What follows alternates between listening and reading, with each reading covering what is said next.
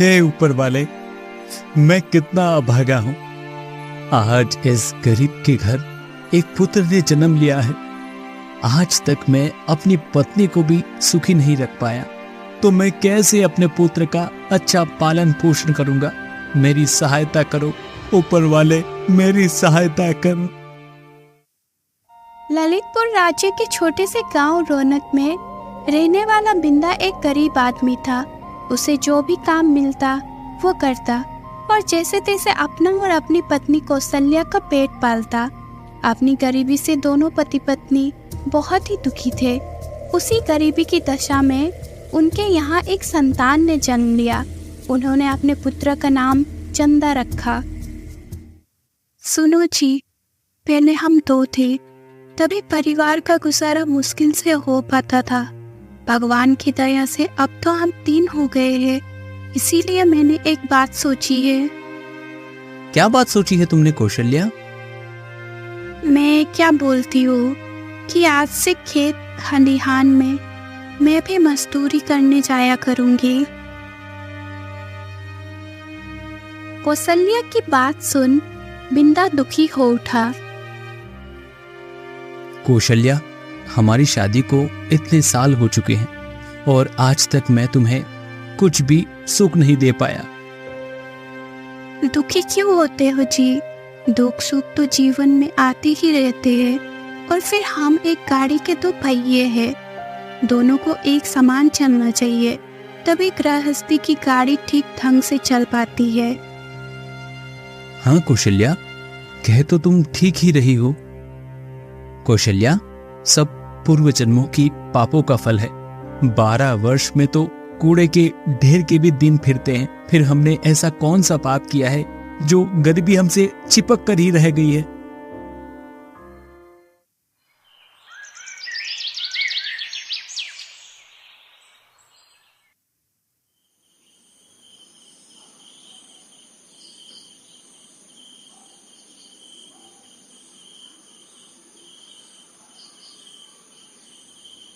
बिंदा, तेरा बेटा बड़ा हो गया है, इसे पढ़ाता क्यों नहीं है? देवी सरस्वती, आप तो मेरी आर्थिक परिस्थितियों से भली भांति अवगत हैं। ऐसी कठिन परिस्थिति में मैं कैसे चंदा को पढ़ा सकता हूँ? कुछ भी हो बिंदा, चाहे तुम्हें अपना तन पेट काटना पड़े, पर चंदा को जरूर पढ़ाओ। उसे पढ़ाने से ही तुम्हारी गरीबी दूर हो सकेगी। तत्काल ही बिंदा की आंखें खुल गई और वो सोचने लगा, ये मैंने कैसा सपना देखा?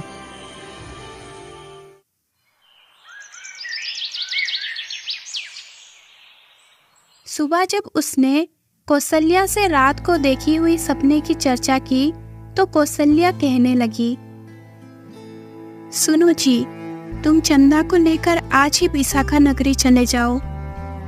विशाखा नगरी? पर वहां क्यों? विशाखा नगरी में चैतन्य नाम का विद्वान रहते हैं। शिक्षा जगत में उनका बड़ा नाम है। तुम चंदा को विद्या अध्ययन हेतु उनके पास ही ले जाओ। लेकिन कौशल्या, इस काम के लिए तो बहुत अधिक धन की आवश्यकता होगी। कहाँ से आएगा वो धन? इसके लिए तो आप सुखी लाला के पास चले जाओ। क्या? सुखी लाला के पास? हाँ, ले देकर गांव में वही तो एक महाजन है। चंदा की शिक्षा है तो उनसे कर्ज ले लो। कौशल्या, सुखी लाला अत्याचारी महाजन है। वो हमेशा गरीबों का शोषण करते हैं। वो बहुत ज्यादा ब्याज पर कर्ज देते हैं और समय पर उधार न चुकाने पर वे बहुत क्रूर हो जाते हैं। तुम ऐसे महाजन से उधार लेने की बात कर रही हो? इसके बिना और कोई दूसरा रास्ता भी तो नहीं है जी। कुछ भी हो, जब साक्षात सरस्वती माँ ने चंदा को शिक्षा दिलवाने को कहा है तो हम अपने बेटे को शिक्षा अवश्य दिलवाएंगे। परंतु ऋण लेने के लिए हमारे पास गिरवी रखने के लिए है ही क्या? सुखीलाल बिना कोई वस्तु गिरवी रखे किसी को भी ऋण नहीं देते हैं। हाँ, तुम चिंता मत करो, इसका उपाय भी मैंने सोच लिया है जी। तुम अपनी झोपड़ी को उनके पास गिरवी रख आना। क्या कह रही हो तुम? सिर छिपाने का यही तो एक आसरा है। भगवान ना करे ये भी छिन गया तो क्या होगा? शुभ शुभ सोचो जी, भगवान जो करेगा ठीक ही करेगा।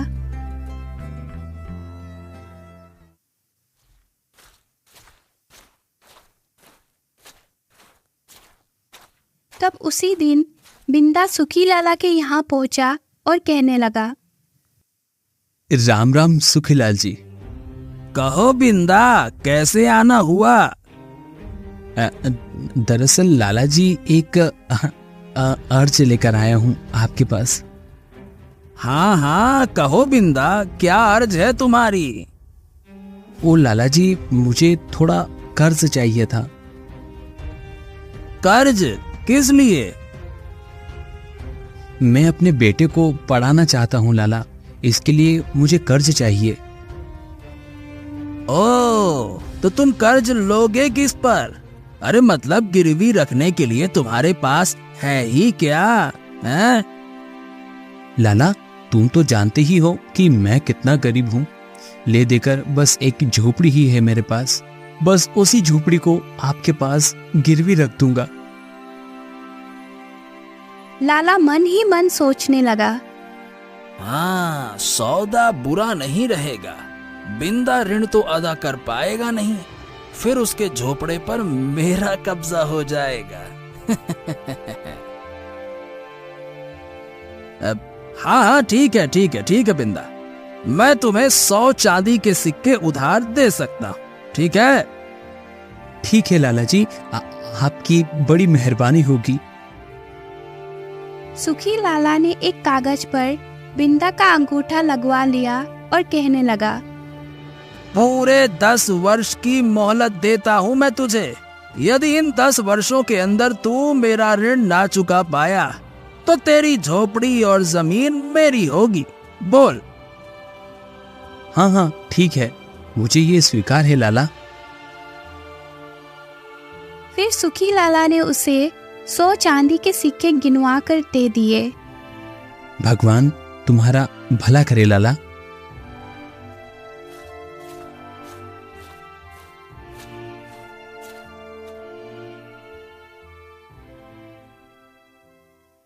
बिंदा अपने बेटे चंदा को साथ लेकर उसी दिन विशाखा नगरी की ओर चल पड़ा और सोचने लगा, भगवान मेरे बच्चे की रक्षा करना, इसे खूब विद्वान बनाना। लंबा सफर तय करने के बाद बिंदा और चंदा विशाखा नगरी में चैतन्य गुरु के आश्रम में पहुंच गए और कहने लगे, गुरुजी प्रणाम। कहाँ से आए हो तुम लोग? गुरुजी, मैं ललितपुर राज्य के छोटे से गांव रौनक में रहता हूँ। मेरा नाम बिंदा है और ये मेरा बेटा चंदा है। मैं अपने बेटे चंदा को आपसे शिक्षा दिलवाना चाहता हूँ और इसी उद्देश्य से मैं आपके पास लाया हूँ गुरुजी। बिंदा ने तुरंत चांदी के सिक्के से भरी थैली गुरुजी के चरणों में रख दी और कहने लगा, इन्हें स्वीकार कीजिए। क्या है इस थैली में? इसमें चांदी के 100 सिक्के हैं गुरुजी। मैं जैसे तैसे इसका प्रबंध कर पाया हूँ, इससे अधिक और आपको नहीं दे पाऊंगा। गुरुजी, मैं गरीब हूँ, मेरे बेटे को शिक्षा देने के लिए मना मत करना। बड़ा भोला आदमी लगता है ये, इसे निराश करना ठीक नहीं है। मैं तुम्हारे बेटे को अवश्य पढ़ाऊंगा। बिंदा, तुम्हारा पुत्र 10 वर्ष के लिए हमारे आश्रम में रहेगा, तभी उसकी शिक्षा पूर्ण हो पाएगी। बोलो। जी गुरुजी। बिंदा अपने बेटे चंदा को चैतन्य गुरु के गुरुकुल में छोड़ आया। बिंदा और कौशल्या का दिनचर्या पहले के ही भांति फिर चलने लगा। इधर चंदा चैतन्य गुरु से शिक्षा पाने लगा। 10 वर्ष कब बीत गए पता ही नहीं चला। तब गुरुजी कहने लगे, चंदा, आज तुम्हारी शिक्षा पूर्ण हुई। तुम हमारे शिष्यों में सबसे मेधावी छात्र हो, इस पर सदा गर्व रहेगा हमें। गुरुदेव, सब आपकी कृपा का फल है, वरना मैं किस योग्य था। चंदा ने गुरु के चरण स्पर्श किए। चंदा, अब तुम अपने माता पिता के पास लौट जाओ। तुम्हारी प्रतीक्षा में न जाने वो कब से बाट जो रहे होंगे। जाओ। वो उसी दिन अपने गांव की ओर चल दिया और फिर लंबा सफर तय करके वो अपने गांव रौनक पर पहुंच गए।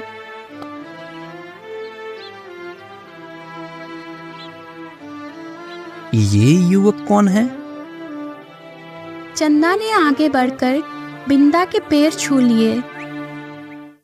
अरे अरे, क्या कह रहे हो? कौन हो तुम? मैं चंदा हूँ पिताजी, आपका बेटा। चंदा, तुम्हारी शिक्षा पूरी हो गई क्या? हाँ पिताजी, मैं गुरुदेव की आज्ञा पाकर ही लौटा हूँ। अरे सुनती हो, कहाँ हो तुम कौशल्या? शीघ्र आओ, देखो हमारा बेटा पढ़ाई पूरी करके लौट आया है। तुरंत ही कौशल्या बाहर आई और चंदा को देखकर बहुत खुश हुई। चंदा माँ की पैर छुआ और कौशल्या की खुशी का अब कोई ठिकाना ना था। कौशल्या, अब हमें और चिंता करने की कोई जरूरत नहीं है। हमारा बेटा अब नौकरी करेगा और हमारे बुरे दिन भी बीत जाएंगे। भगवान करे वो दिन शीघ्र आए जी।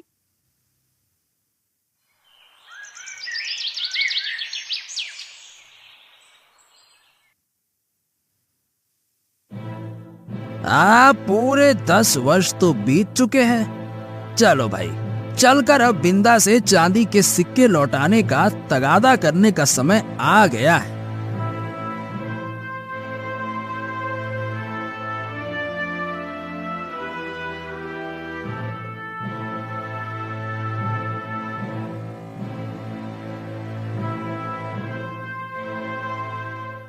लगता है बिंदा का लड़का पढ़ाई पूरी करके आ गया है।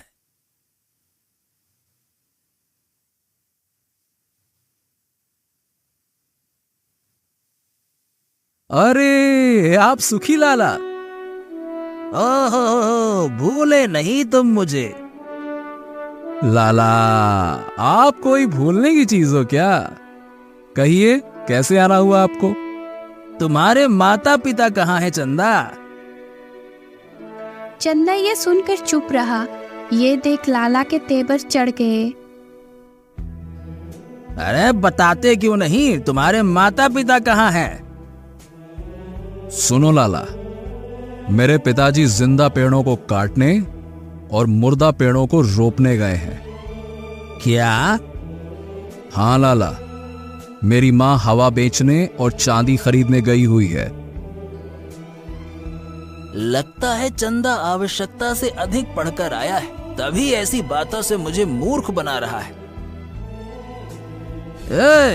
ये कैसी उठपटांग बातें कर रहे हो? मैंने जो प्रश्न पूछा है उसका ठीक ठीक उत्तर दो। तुम्हारे माता पिता कहाँ गए हैं, ये बताओ। चंदा ने पुनः पहले वाली बात दोहरा दी, जिसे सुनकर सुखी लाला बुरी तरह खींच गया। चंदा, मेरी बात ध्यान से सुनो। तुम्हारे पिताजी ने 10 वर्ष पहले ये झोपड़ी गिरवी पर रखकर मुझसे 500 चांदी के सिक्के उधार लिए थे। क्या? क्या लाला, सचमुच? हाँ चंदा, बिंदा ने 10 वर्ष बीतने पर भी वो सिक्के मुझे नहीं लौटाए। आज मैं अपने सिक्के लेने आया हूँ। यदि तुम सच सच बता दोगे कि तुम्हारे माता पिता कहाँ हैं, तो क्या करोगे तुम सुखी लाला? लाला सोचने लगा।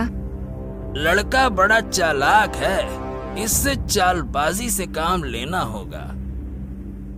चंदा, अगर तुम बताओगे कि तुम्हारे माता पिता कहाँ हैं, तो मैं उधार दिए हुए सिक्के वापस नहीं मांगूंगा। यानी कि आप कर्ज माफ कर दोगे? हाँ, मैं कर्ज माफ कर दूंगा। तुम बताओ तो सही कि तुम्हारे माता पिता कहाँ हैं? सुखी लाला, मैं आपकी बात पर विश्वास कैसे करूं भला? अरे मैं पृथ्वी और आकाश को साक्षी बना रहा हूँ कि यदि तुम मुझे ये बता दो कि तुम्हारे माता पिता इस समय कहाँ हैं, तो मैं उधार के सिक्के वापस नहीं मांगूंगा। बोलो। लाला, ये पृथ्वी और आकाश बोल नहीं सकते, अतः इन्हें साक्षी नहीं बनाया जा सकता। तो फिर यदि आप किसी जीवित प्राणी को साक्षी बनाओ तो मैं आपकी बात मान लूंगा। ये बित्ता भर का छोकरा तो हाथ ही नहीं रखने दे रहा, पर मैं भी कोई कम नहीं हूं। लाला की नजर उसकी झोपड़ी पर बैठी तितली पर पड़ी और वो कहने लगा, हाँ तो सुन, मैं इस तितली को साक्षी मानकर वादा करता हूँ कि यदि तुम मुझे अपने माता पिता का पता बता दोगे तो मैं तुम्हारे पिता को दिया हुआ उधार माफ कर दूंगा।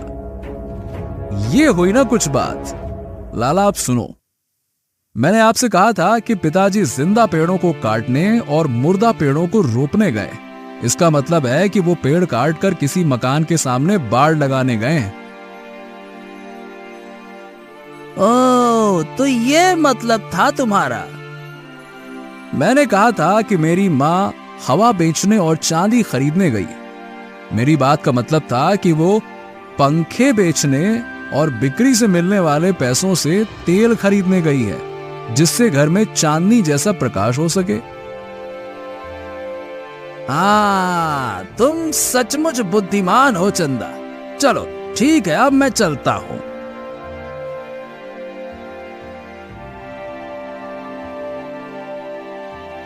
खुशी लाला को जाते हुए देखकर चंदा सोचने लगा, लाला, तूने आज तक बहुत भोले भाले और गरीब लोगों को अपना शिकार बनाया है। देख अब तू मेरे जाल में कैसे फंसता है।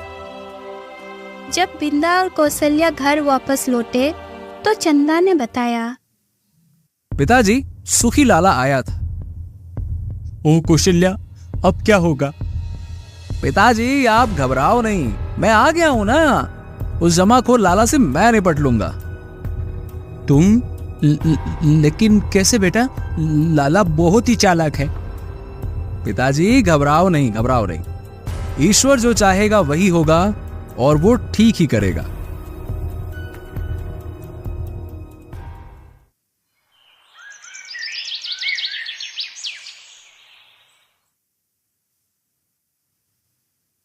अगले दिन सूखी लाला फिर आ धमका और उस दिन भी चंदा ही घर पर था।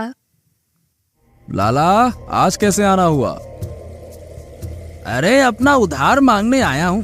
कहाँ है तुम्हारे माता पिता? तुम कौन से उधार की बात कर रहे हो लाला? अच्छा, हाँ, उसी उधार की जिसे कल तुमने माफ कर दिया था, है ना? क्या? मैंने कब माफ किया था? तुम झूठ बोल रहे हो चंदा। लाला, बात को पलटो नहीं। जब कर्ज माफ हो गया तो वापस करने का सवाल ही नहीं उठता। चंदा, मैं तुझे और तेरे बाप को बख्शूंगा नहीं। मैं दरबार में तुम दोनों की शिकायत लेके जाऊंगा। जाओ जाओ, ये इच्छा भी पूरी करके देख लो लाला।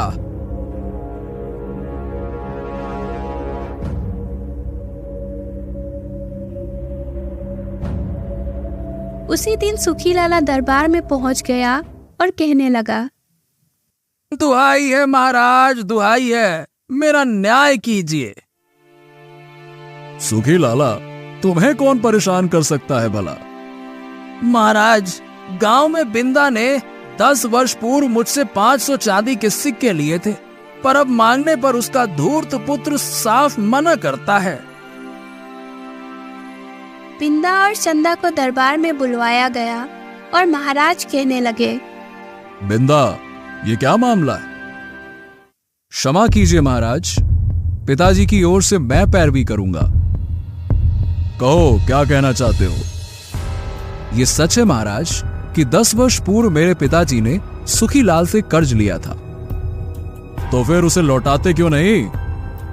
वही तो बताने जा रहा हूं राजन। कल सुखी लाला हमारे यहां पर आए थे, तब इन्होंने कर्ज माफ करने का मुझे वचन दिया था। फिर कर्ज लौटाने का प्रश्न ही कहां रह जाता है। चंदा, क्या अपनी बात सिद्ध करने हेतु तुम्हारे पास कोई प्रमाण है?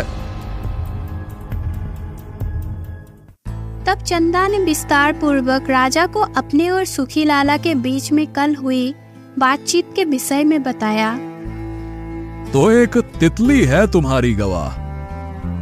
हाँ राजन, सुखी लाला ने एक तितली को गवाह बनाकर उसके सामने उधार माफ करने की बात कही थी।